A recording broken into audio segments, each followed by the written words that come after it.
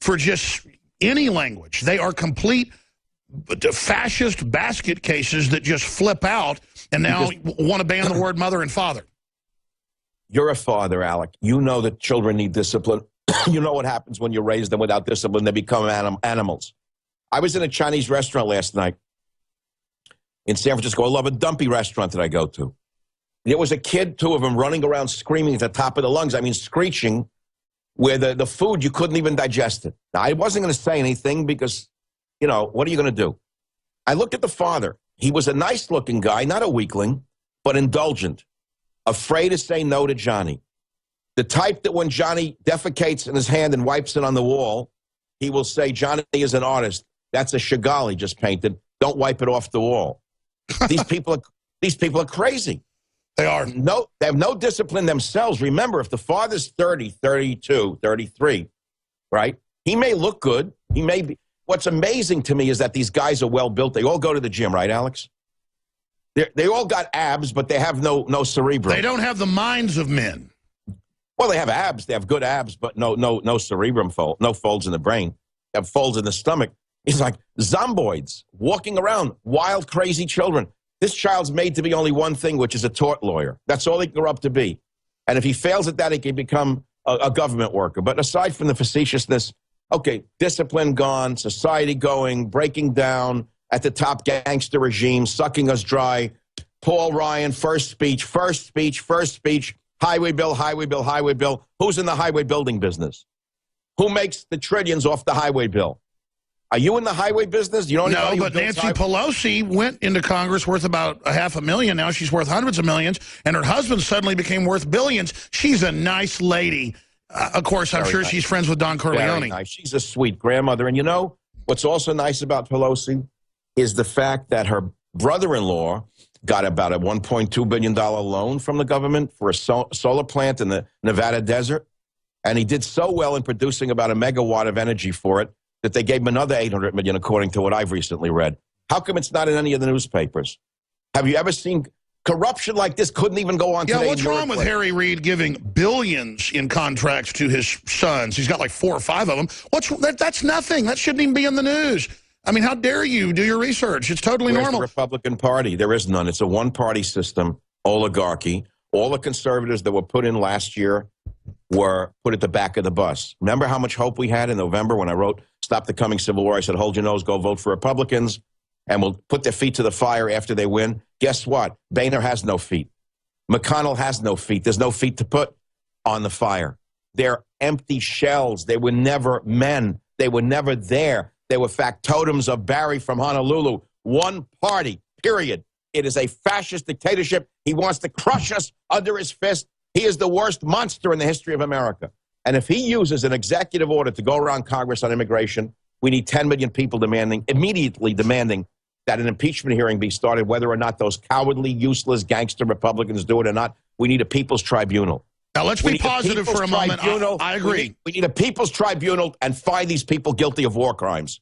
I agree, but your audience, my audience, Drudge, and WorldNet Daily, and a lot of other great people did get organized. We did get 40 or so libertarian constitutionalists. They did get rid of Ryan, of Boehner. Then, of course, they brought in Ryan. But the point is, we get a whole nother group in. They won't be able to suppress 80 to 100. So we are marching forward. We are getting closer.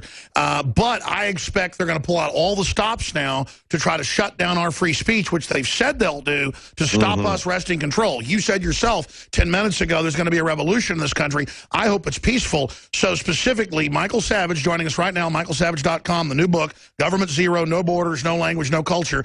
In the 5-6 minutes we have left, what do you expect the empire to strike back with, and what do we do to counter them? You know, my book is not just a screed of complaints and screaming. It's a well-organized, because I'm a scholar by training, book. At the end of the book, I have 40 action points, direct actions that have to be taken immediately to save the nation. The number one thing is create a nationalist party. Now, you may say, that's crazy. That has no chance of winning. Not now, Alex. Alex, we have to start laying the groundwork to save the country by creating a new party, the Nationalist Party.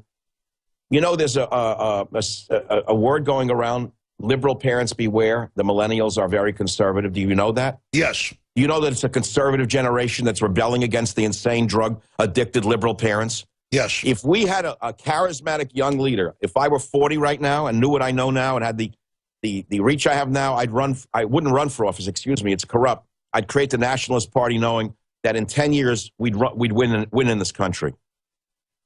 So I'm not going to do it. I'm not young enough to create a party. Nationalist Party, to close the borders for 7 years. I didn't say anything but close the borders for 7 years. Absorb all those that were here. Number 3, deport all illegal aliens, ... in prison. See, people misquote me. I said, first start by deporting the criminal illegal aliens in prison. Alex, 1/3 of all our prisoners, as I point out, as you well know, 1/3 of our prisoners are illegal aliens. What are we paying them for? Get them out of the country. Empty the prisons of 1/3 of the prisoners. People say, well, I'll only come right back. Concurrently do what Trump said, build a wall. Israel built a wall. It works real good. Walls work. China built one to keep the Mongols out. Israel built one to keep the Palestinians out. Now, of course, they're being stabbed to death by those that they let in. They'll have to do something next. Number 3, build a wall. So 1, Nationalist Party. 2, deport all illegal aliens in prisons. Not such a bold idea.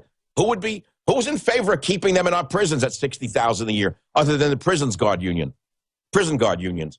3, wall, build a wall. 4, and listen to this, make English the official language of America. That doesn't mean it's illegal to speak another language. Well, in your plus home. English is the global language. Everyone should want to learn English. It's the language. San Francisco, 8 languages on the ballot. Now, what was the reason for that? So Pelosi, Boxer, Feinstein, and the corrupt government in San Francisco can get all the illegal aliens to put these corrupt, illegal, left-wing phenomenal bastards in power over and over again. Over and over and over again. We have people crapping in the street. You got dogs running wild in the street. You got girls being shot in the street. And these corrupt bastards are still in power. They are just pieces of trash. In the 3 minutes we've got left, you got to come back for an hour soon. MichaelSavage.com. Michael Savage is our guest. How do you expect Obama to leave office? How do you expect him to try to take over and put his people in so they can't be removed even though he leaves office? There's a permanent bureaucracy. How do you expect them to leave? What are their dirty tricks? What are you watching out for? Well, number 1, he's already done it with the Justice Department, the illegal, corrupt, anti-American Justice Department. He's put people in positions that are lifetime positions. What this Barry from Honolulu doesn't know is that if we had a strong leader take over, and I pray to God Trump wins. I don't know what you think of him. He's our only hope right now. I think he's a lot better than Hillary, and I have to agree with what he has to say, and I hope he's for real. I'm supporting. He uses executive orders, and he gets rid of all of these appointees. Throws them out and says, go sue me. I'm the government. Go to hell. Get out. He throws out Perez, for example, from the... I have all the names in Government Zero. They're in here. All of these corrupt leftists that he planted are in there. Get rid of them. Executive order. There are things that can be done. It's not hopeless. We just need a strong leader who loves America, will restore our borders, language, and culture. And by the way, that's not enough.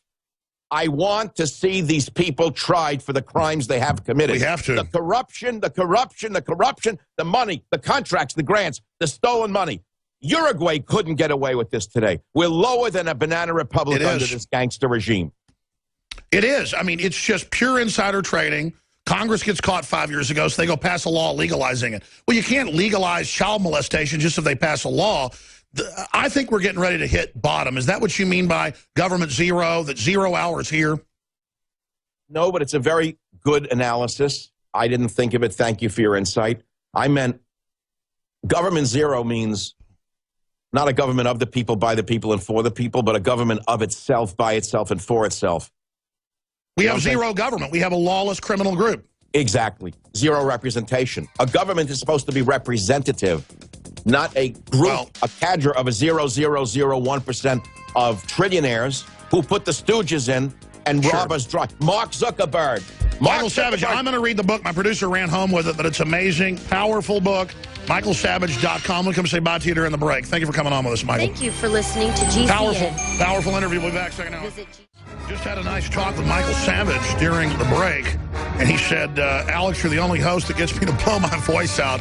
You bring out my anger. I'm going to have to air this interview on my show today. And I said, he asked permission. I said, of course, feel free to do it. He's still going to be live later this afternoon, but part of the show will be this last hour. because he did just blow his voice out. He was coughing during the break. Because it is, we're being assaulted. And even if you don't agree with me 100% or Michael Savage 100%, we are being conquered. And we're not being conquered like, you know, the Romans show up and they give you aqueducts and you're still kind of a slave, but, you know, it's better than the slavery you had a year before.